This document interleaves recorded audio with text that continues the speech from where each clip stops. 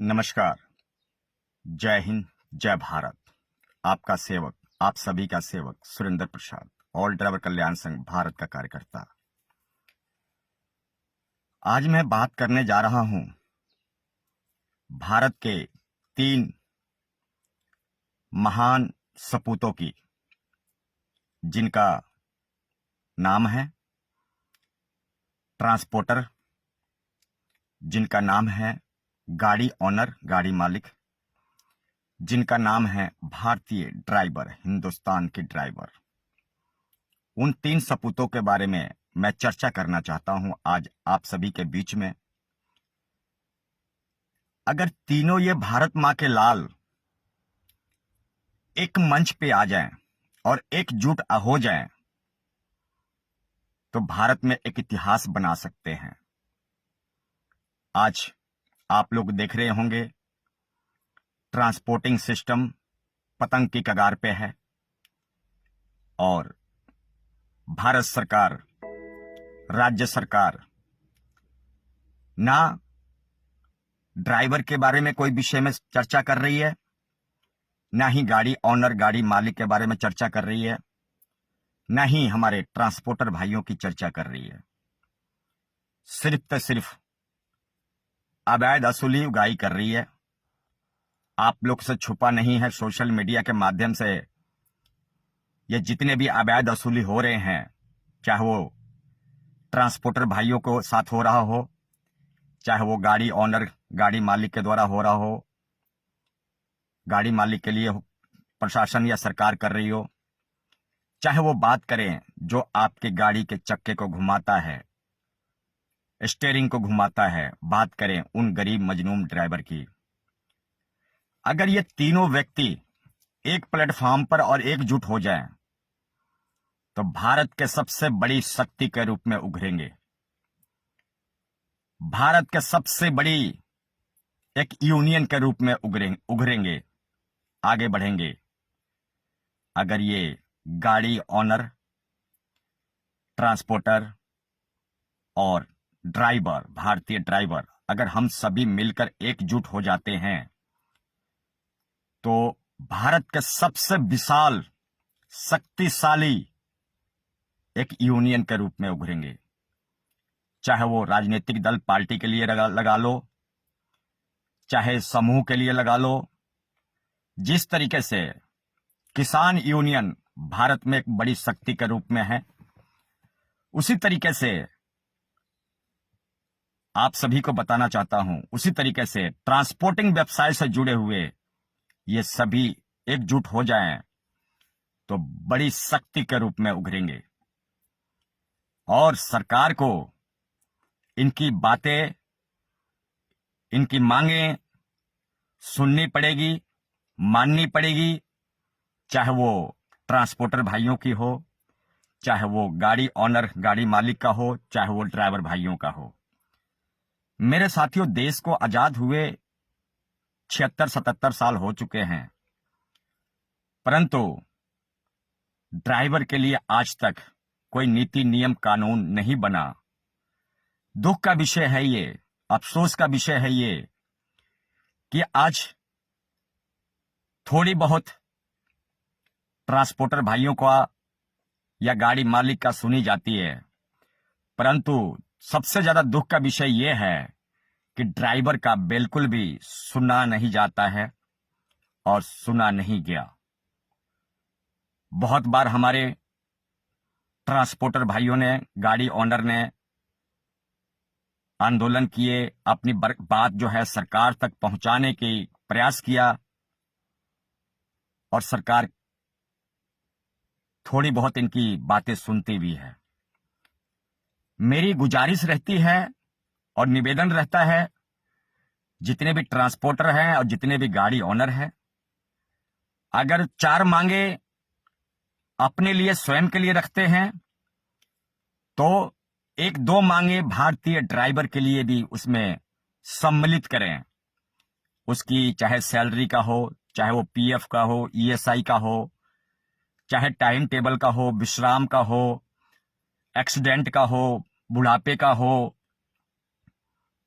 2-4 मांगे हमारे ट्रांसपोर्ट भाई या जो गाड़ी ओनर हैं, जब सरकार को डिमांड्स लेटर मांग पत्र सौंपते हैं तो दो चार मांगे उसमें भारतीय ड्राइवर की पुनर्वास के लिए भी होना चाहिए। हम बिखरे क्यों हुए हैं, हम अलग अलग क्यों हैं, ये एक सोचने का विषय है, जानने का विषय है। क्यों कि हम एक दूसरे के बारे में सोचते नहीं हैं, हम एक दूसरे के बारे में जानते नहीं हैं, हम एक दूसरे का भला चाहते नहीं हैं। ट्रांसपोर्टर भाई गाड़ी ओनर का भला नहीं चाहते, गाड़ी ओनर भाई ड्राइवर का भला नहीं चाहते। मैं सभी की बात नहीं करूंगा यहां पर। कुछ हमारे मित्रगण, हमारे बंधु जो कि बिखरे हुए हैं और मतभेद के साथ अपने काम कर रहे हैं। मेरी इन तीनों भारत मां के लालों से मेरी गुजारिश है, आओ हम सभी संगठित होकर ट्रांसपोर्टिंग व्यवसाय को बचाएं और भारतीय ड्राइवर को और गाड़ी मालिक को, गाड़ी ओनर को और ट्रांसपोर्टर भाइयों को इंसाफ दिलाएं। पर इंसाफ मिलेगा तो मिलेगा कैसे, ये केंद्र बिंदु है। एक खास सवाल है कि हम तीनों शक्तियां एक जगह मिल जाएं, गाड़ी ओनर और ट्रांसपोर्टर और ड्राइवर एक साथ में आ जाएं तो भारत के सबसे बड़ी शक्ति के रूप में उभरेंगे। जिस तरह देख रहे होंगे हिंदू समाज में एकता होती है, जैसे आरएसएस भी कह सकते हैं या हमारे सिख समाज में भी कह सकते हैं, किसी भी धारणा से, किसी भी एंगल से आप तलाश सकते हैं, किसान समूह कह सकते हैं। वैसे तो देखा जाए तो हम सभी किसान के बेटे हैं, मैं भी किसान का बेटा हूं, मैं भी एक मजदूर, एक गांव घर से आता हूं। मैं कोई शहर में नहीं पैदा हुआ, मैं गांव में पैदा हुआ हूं। मेरा भी पिता एक किसान थे, मजदूर थे।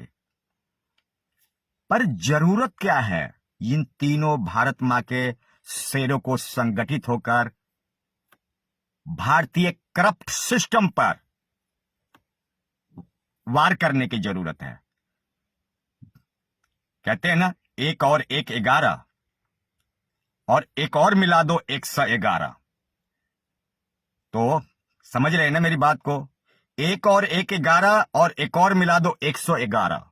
जब 111 शक्तियां एक साथ में मिले के लड़ेंगी अपने हक और सम्मान के लिए, जब हम एक दूसरे के भलाई के बारे में सोचेंगे, हम एक दूसरे की हक के बारे में सोचेंगे, एक दूसरे के सम्मान के बारे में सोचेंगे, एक दूसरे के बुढ़ापा के बारे में सोचेंगे, तभी हम सभी का भला होने वाला है।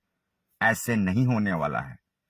अकेली अंगुली को कोई भी तोड़ सकता है, दबा सकता है, पर मुट्ठी को कोई नहीं तोड़ सकता है और कोई नहीं दबा सकता। ये मुट्ठी बंधी हुई है।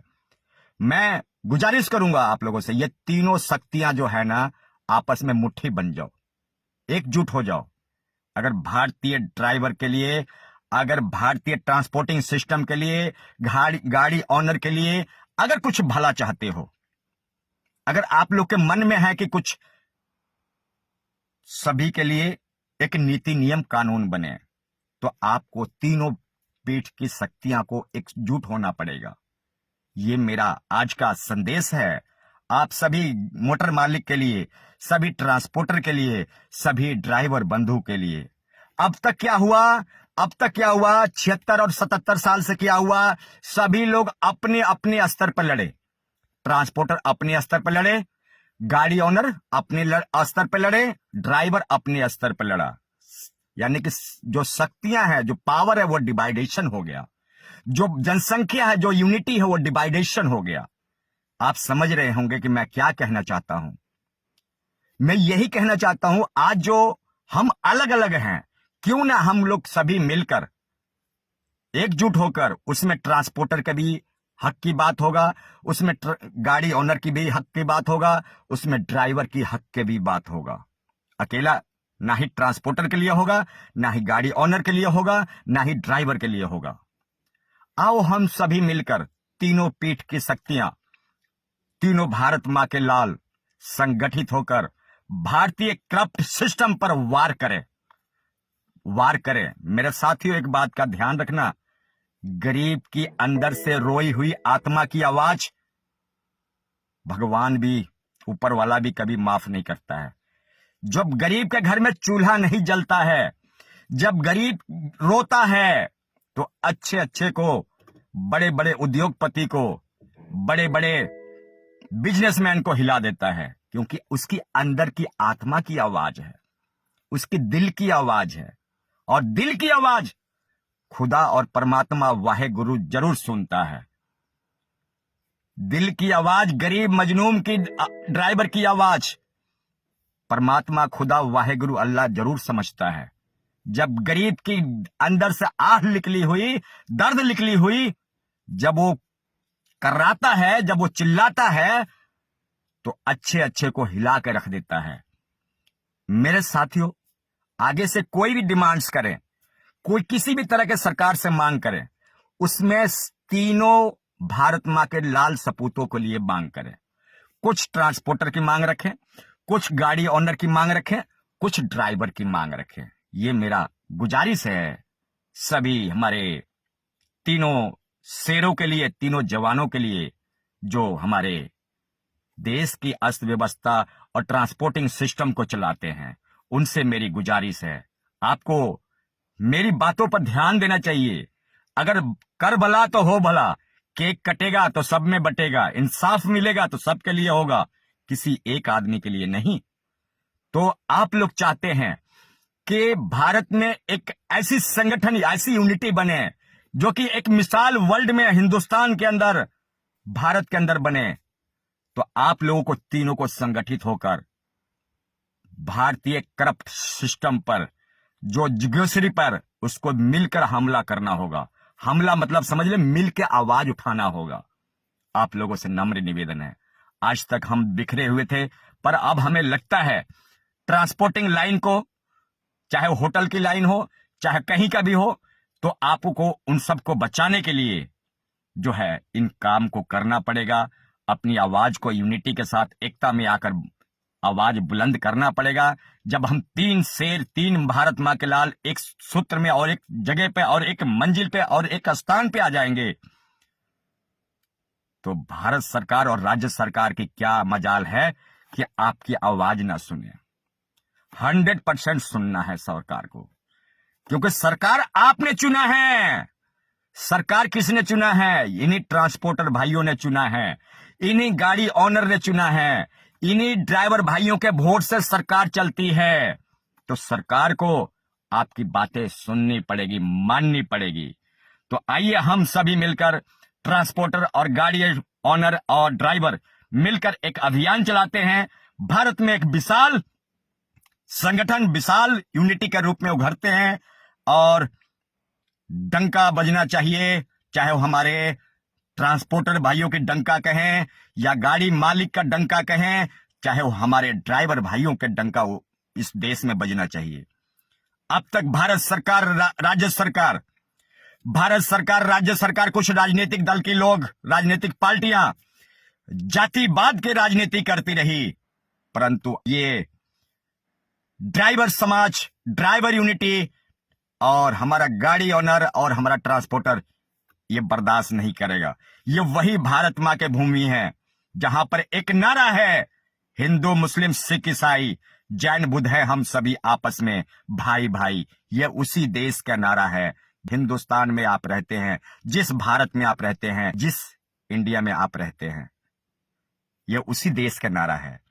ये ऐसी भारत मां की भूमि है जहां पर सभी समुदाय, सभी धर्म के लोग हर्षोल्लास के साथ और हर रोज कुछ ना कुछ फेस्टिवल, कुछ ना कुछ त्योहार मनाते हैं। ये उसी देश का नारा है। तो आइए हम सभी मिलकर एक आह्वान करते हैं और जोर लगाते हैं कि आइए उन गरीब मजलूम ड्राइवर की आवाज में साथ दें और आवाज में आवाज बने, सुर में सुर मिले। और जब कहते हैं कि आपका परिवार खुशहाल होगा तो आपका घर भी खुशहाल होगा।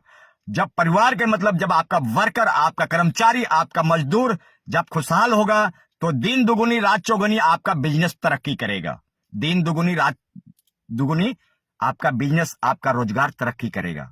परंतु कब तरक्की करेगा? जब तक आप ये तीनों आपस में नहीं मिलेंगे और तीनों एक दूसरे के बारे में नहीं सोचेंगे, जब तीनों एक दूसरे की भलाई नहीं करेंगे, जब तक ये चीज नहीं होने वाली है।